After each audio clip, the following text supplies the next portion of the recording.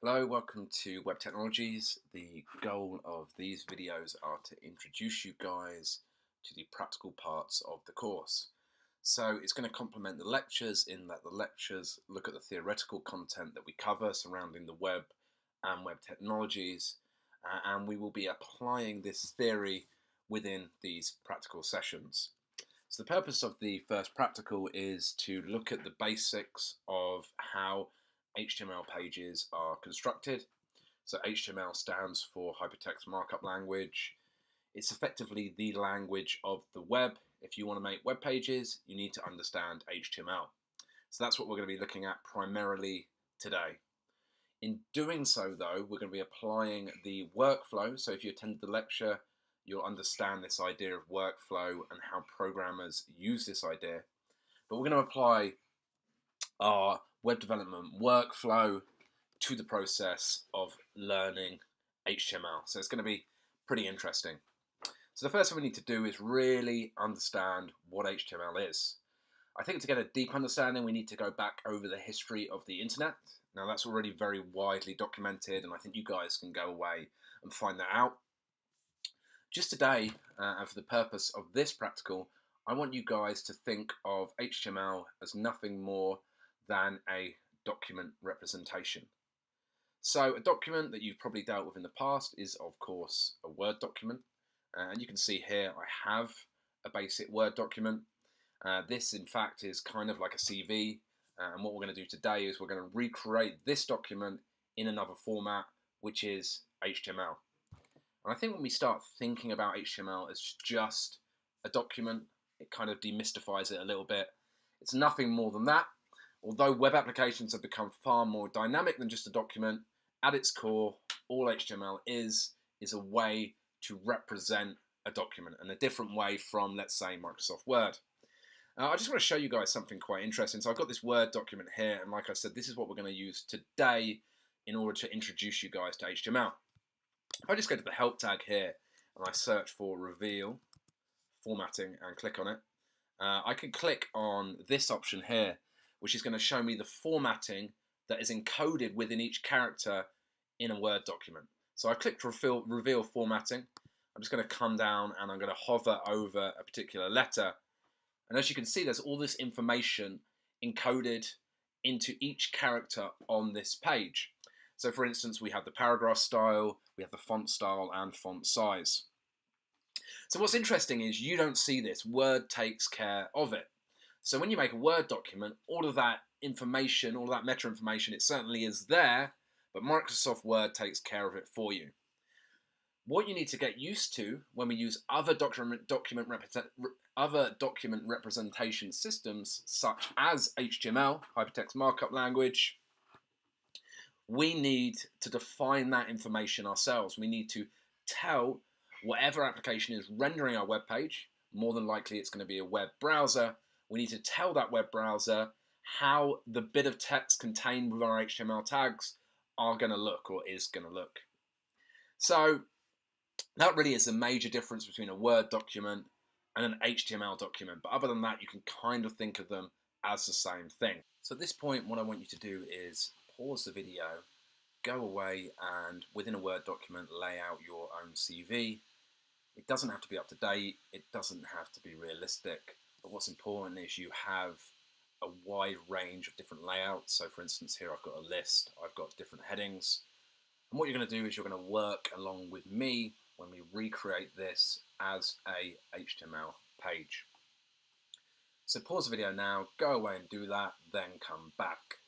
Okay, so hopefully 15 minutes or so have passed and you've laid out that document. So what I want you to do now is follow along with me.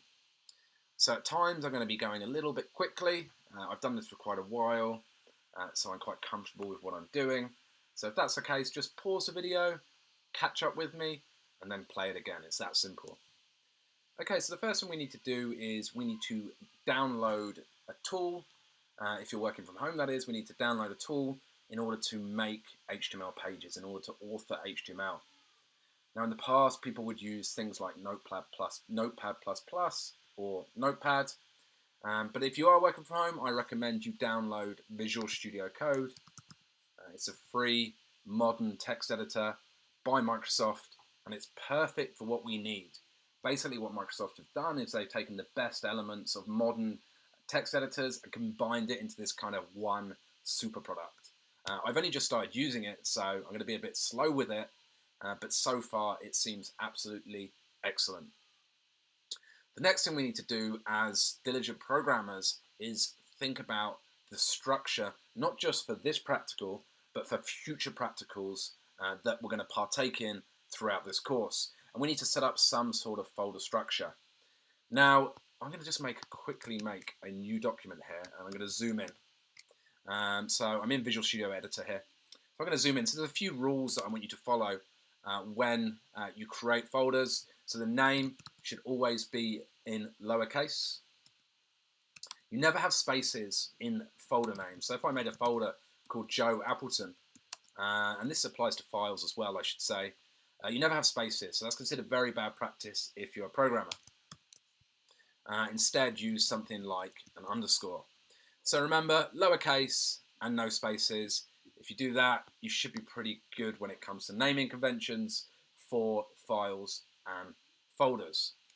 So I'm just going to open up my Explorer window, and I'm going to go to a directory that I've called code.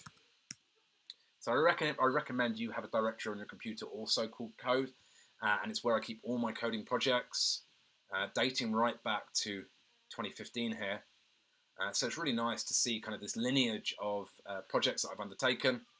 I'm going to make a new folder called Web Tech. And within it, I'm going to make a folder called P1. And again, that's following the naming conventions that I told you guys about. And the vision is here that I'm going to have another folder called P2 for the second practical, and so on and so on. So all of my practicals are contained within this one WebTech folder, which I'll show you in a minute, will be placed under version control. So we can be sure to lose none of our work. And also we can roll back to whichever version we like.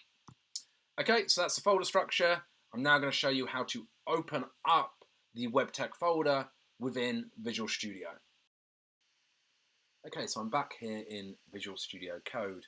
And from within the start screen, I can just click on Open Folder. So I'm going to click here, and I'm going to open my WebTech folder. So notice I'm not opening P1 because it's the WebTech folder that we want to put under version control. So this is where I want to focus my project on. So I'm going to click Open. And what we should see is down the left here is a structure, a folder structure of our project. Another useful feature that many modern text editors have, specifically those meant for programming, is a built-in terminal window. So a built-in terminal window allows us to run commands, terminal commands, directly from within the text editor. This means we never actually have to leave the text editor in order to run terminal commands. So you can see I can go View, Integrated Terminal here, and I get a terminal that pops up down the bottom of my editor, and I can run terminal commands. So ls is listing the folder structure there. So I can run terminal commands directly within the text editor. So that's a very useful thing.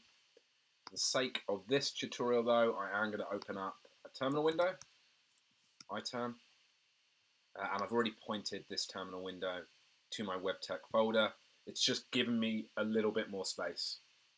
Let's get rid of that. So the first thing I'm going to do is I'm going to create a new file, and I'm going to create it within P1.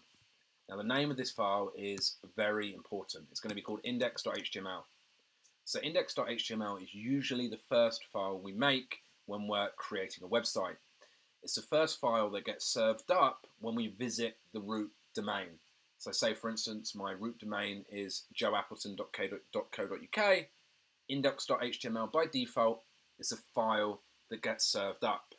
So the extension .html signifies that it's a HTML page. So that should be fairly obvious. So I create that file, and we can now just zoom in a little, and I'll just get rid of this file tree here. I'm just going to try and zoom out a bit there, and I'm going to get rid of the file tree just so you guys can see what we're doing. I recommend you probably keep that on the side there. So we're going to start writing our first HTML document, and hopefully I'll try and show to you just how simple it is. The first thing we have to do is define the doc type. This is not an HTML tag as such. It simply tells the browser the type of HTML document that is going to precede this individual description here. So in this instance, it's going to be an HTML5 document, and you guys can go away and look up different doc types. There's different doc types for different versions of HTML, but for HTML5, it's just signified by HTML. So this isn't really an HTML tag, it's more of a descriptor the browser uses so it knows how to render the HTML page to come. So we're now going to write our first HTML tag. And fittingly, it's going to be called HTML, and it looks like this. So this is our first HTML tag. You can see the name of the tag is within these pointy braces, I'm going to call them. The name of the tag is HTML. Each opening tag, more often than not, has a closing tag, and the closing tag is signified by this /. So another little bit of terminology that I should make you guys aware of is two HTML tags together are known as elements. So quite often you'll hear me talk about HTML elements, and this is what I mean. I mean these two tags and anything that lives within these two tags. So let's go ahead and define the head section of our document. It's worth noting I'm not just making these tags up. The W3C have a very specific specification of what tags you can use. We'll cover more of that later on, but for now just understand these are valid HTML tags. So you can see I've indented relative to the parent tag.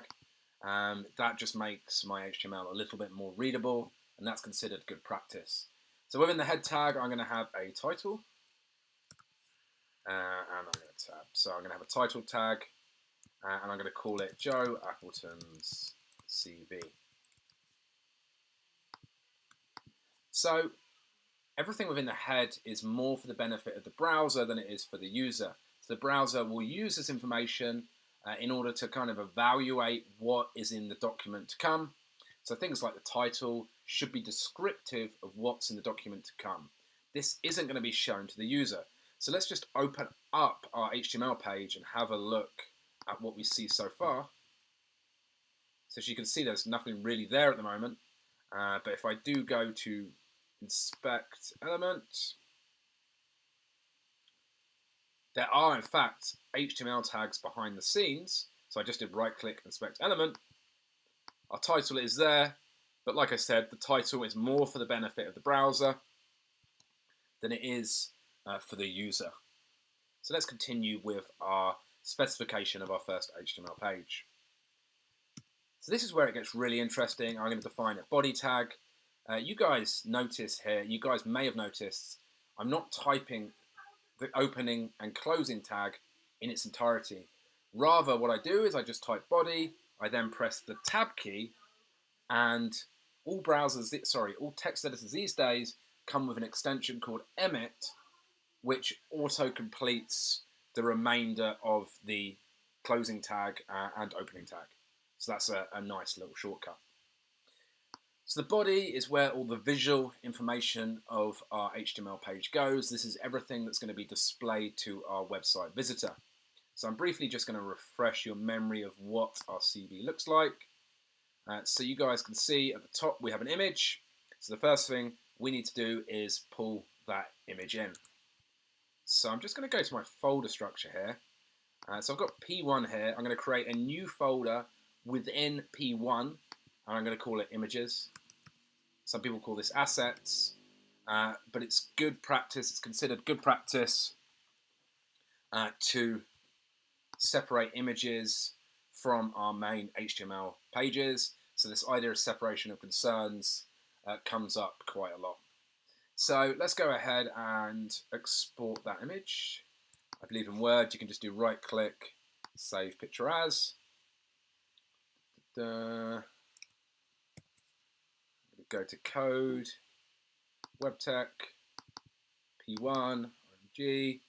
I'm just going to name this, again following our naming convention. which means I can't have spaces, so it's going to be joe_appleton.png. Now I think at this stage we should be thinking about putting our folder structure, so our WebTech folder structure, under version control. And it's really simple to do. So if you recall earlier, I have a terminal window pointing to this folder. I'm just going to open that. I'm going to zoom in a little bit so you guys can see what's going on.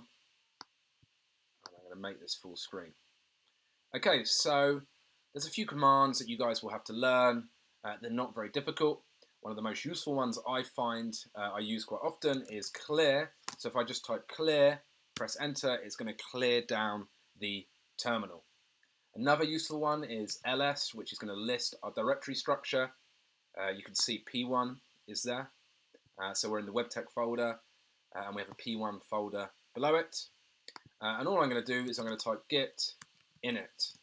And what this will do is it will put our entire WebTech folder under version control. So that's all we need to do to initiate version control on this folder. So it's super easy. As you can see, it says it's set up a Git repository for us. The next command I'm going to type is git status.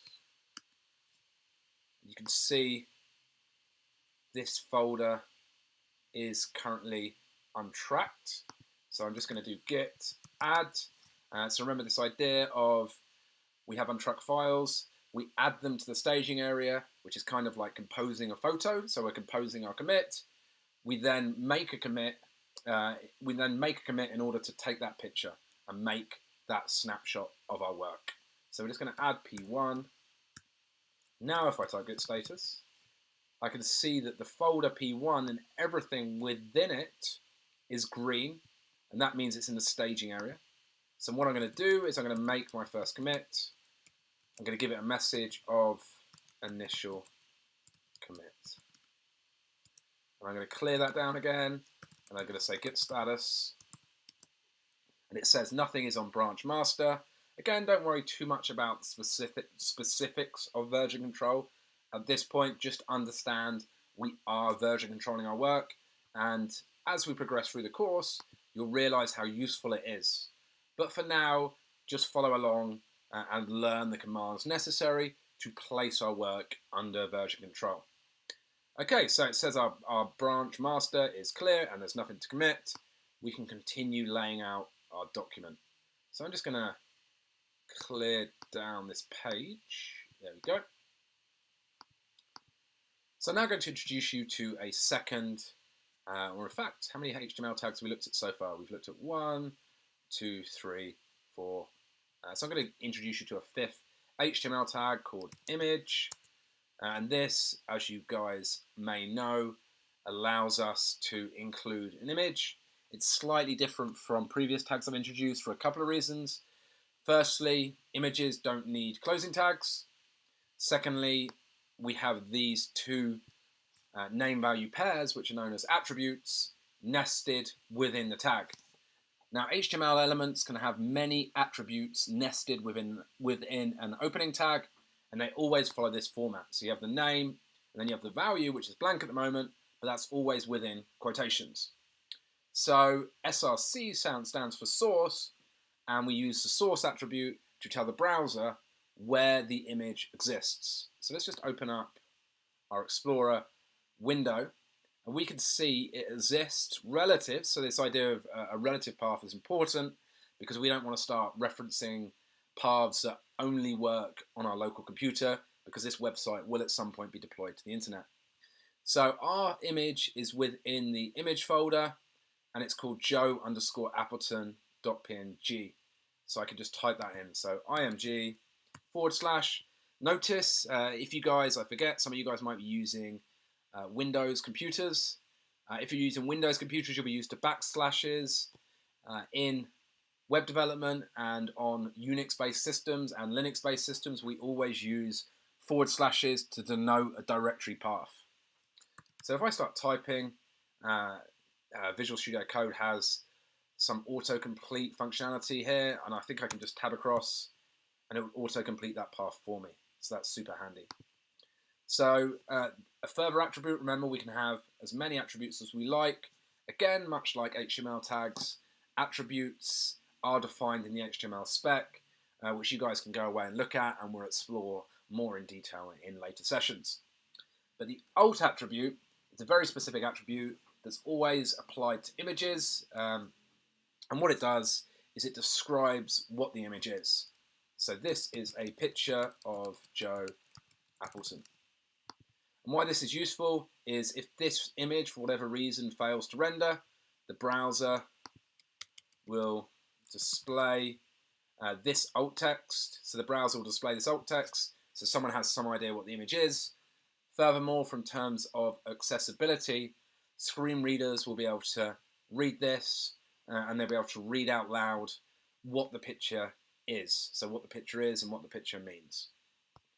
Okay, so hopefully you guys know what to see now. But as you can see, the image has indeed been included. If you notice on my CV, this image is center aligned. So I'm going to introduce another tag to you, which we won't use for very long. It's not used particularly widely anymore, but it's a way of center aligning content,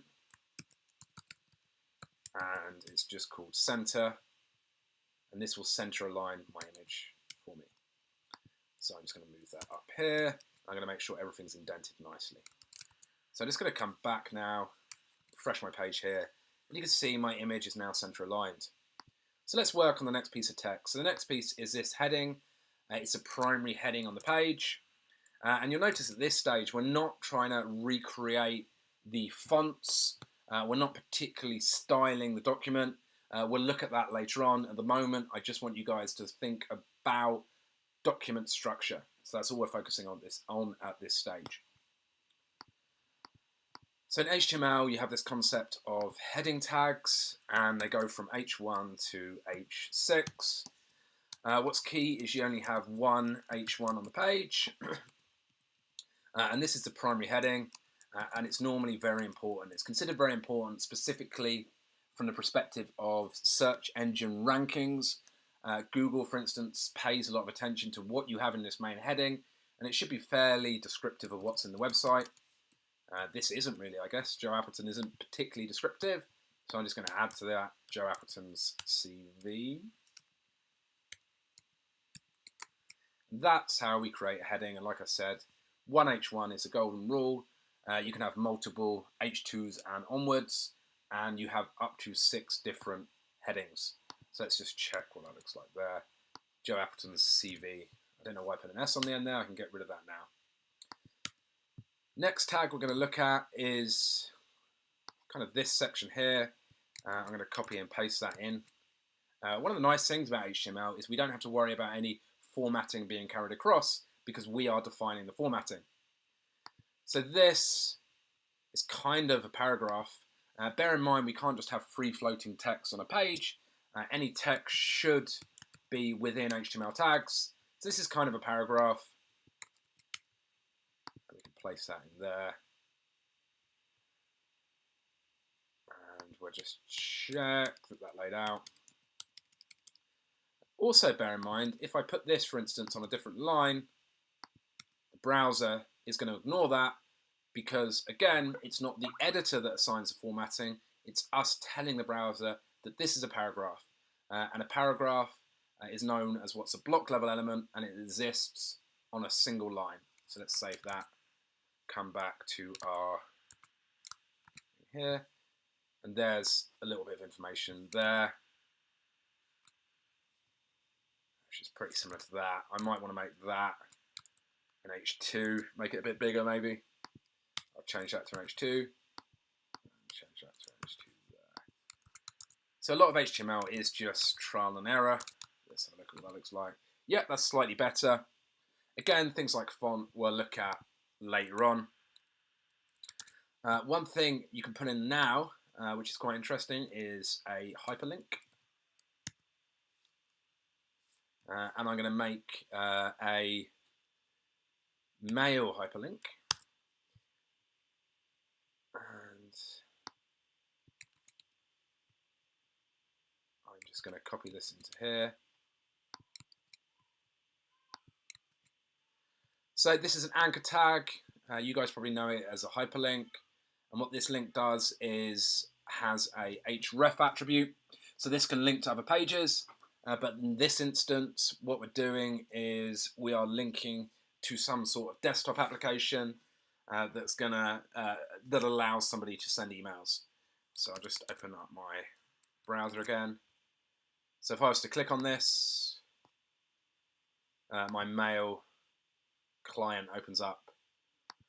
So hyperlinks, that's how you define hyperlinks. You can also link to external websites and internal web pages as well within your website.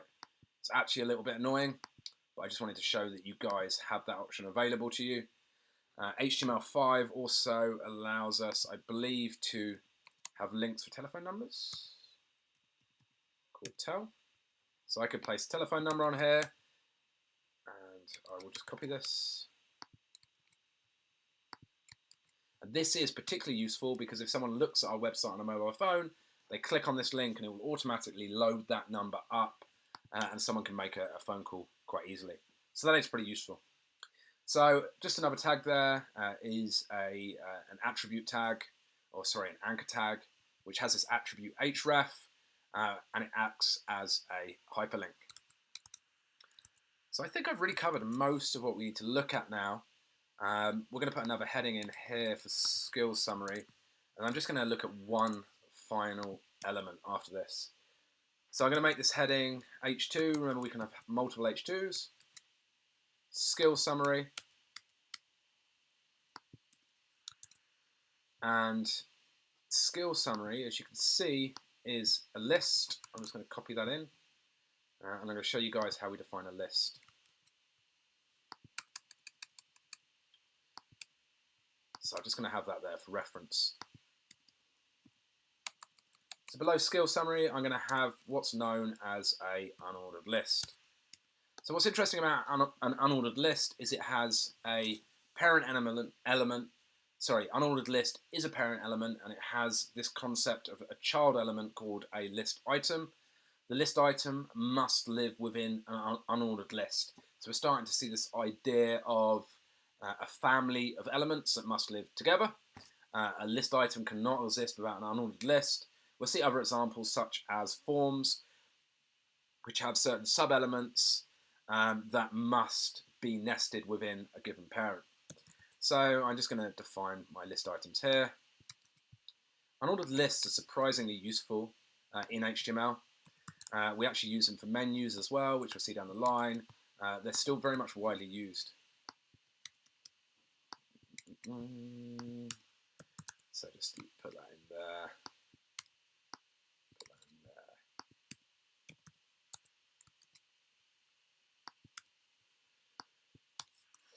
So I've got my unordered list.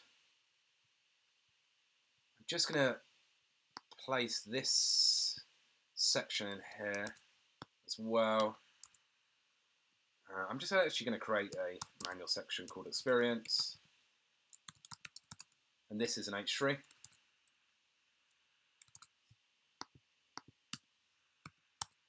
And with it, I'm going to have a paragraph tag, and recall me saying about this browser plugin called Emmet. It allows me to do this. I could just type lorem, press the tab key, and it's going to give me a block of text. And this is going to resemble more what a typical paragraph looks like. Okay, so I'm pretty much done. So let's go to the browser and have a look. And as you can see, it's looking pretty basic, but we do indeed have an HTML document here. And this pretty much sums up what we need to kind of appreciate and learn this week.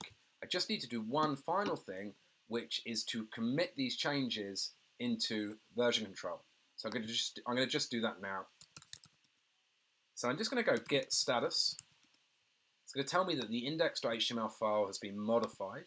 I can type in git diff, and that tells me the changes that have been made. So if I have a red line like this, it tells me something's been removed, By the looks of it, in this instance, it's just a space. The green pluses and the green text is what I've added in. So I'm just checking that's all okay, that's looking good, which indeed it does. I then press Q to exit this view.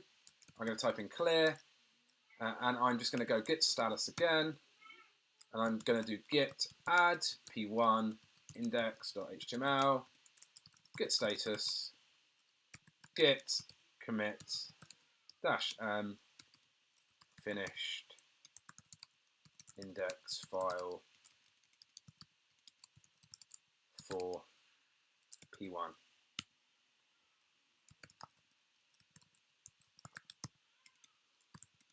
And that's it. We're pretty much done for this week's practical. So what we've looked at is we've looked at version control, we've looked at the similarities between a Word document and an HTML document, and we've created our first HTML document.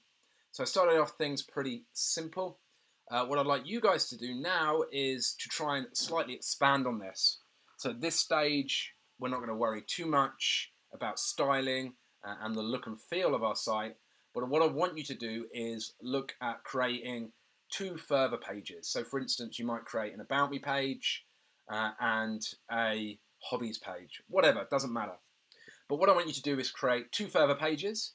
I want you to add those pages to version control, and I want you to structure some form of text information on those pages. And I just want you to get used to this whole process and this whole workflow that we're going to be using throughout this course. So I just want to remind you at this stage, Git probably feels a little bit cumbersome. It's a bit confusing. It might seem easier not to use it. But I assure you, it will become second nature. And as we move through the course, you'll realize just how useful it is. So good luck with that. And if you need any help, please do get in touch. Thank you.